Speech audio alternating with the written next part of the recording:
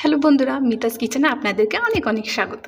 তো চলো আজকে আমরা দেখিয়ে দিচ্ছি ঝটপট করে চিকেন রান্না। কড়াইয়ের মধ্যে দেওয়া হয়েছে অল্প তেল। তেলটাকে কিছুক্ষণ গরম হতে দিই এবং তারপর আমরা দেব জাস্ট একটুখানি চিনি। তেলটা একটু গরম হবে, তারপর আমরা বাকি জিনিসগুলো দিয়ে দেবো ধীরে ধীরে। আমরা এগুলো খুব সহজেই বানিয়ে নিতে পারি। আমি এই রান্নাটা করেছি তাই আপনাদের সাথে ভাবলাম শেয়ার করে নিই। চলুন প্লেটে থাকা পেঁয়াজ কুচি, লঙ্কা কুচি এবং আলু দিয়ে দিই। এরপর এগুলোকে ভালো করে নাড়াচাড়া করব এবং ভাজতে থাকব। ভাজার পর আমরা বাকি জিনিসগুলো দেব। এখন দেওয়া হচ্ছে টমেটো কুচি এবং টমেটো কুচিটাও বেশ ভালো করে ভাজবো। পেঁয়াজ কুচি, লঙ্কা কুচি, আলু এবং টমেটো এগুলোকে ভালো করে ভেজে নেব এবং ম্যারিনেট করা মাংস আমরা দিয়ে ফেলবো। দেখো বন্ধুরা, আমরা এগুলো খুব সহজেই বানিয়ে নিতে পারি।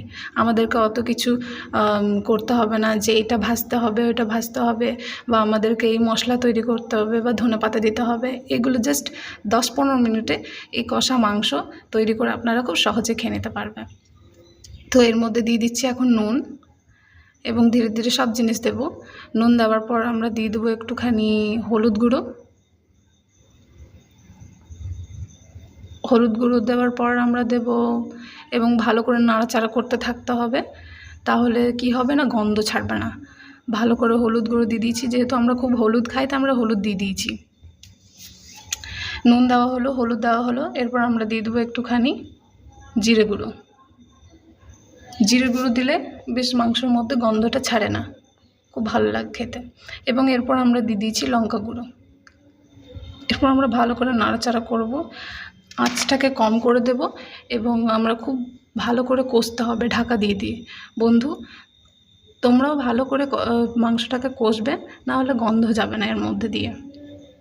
এরপর আমরা ঢাকা দিয়ে দেবো এবং মাংসটাকে ভালোভাবে কষে নেব। বন্ধুরা দেখো, আমাদের মাংস কষা হয়ে গেছে এবং দেখতে কত সুন্দর লাগছে। আমরা সেরকম কিছুই দিইনি, অল্প তেলে এবং অল্প মশলাতে আমরা এত সুন্দর মাংস কষা বানিয়ে ফেলেছি, বা কষা মাংস বানিয়ে ফেলেছি।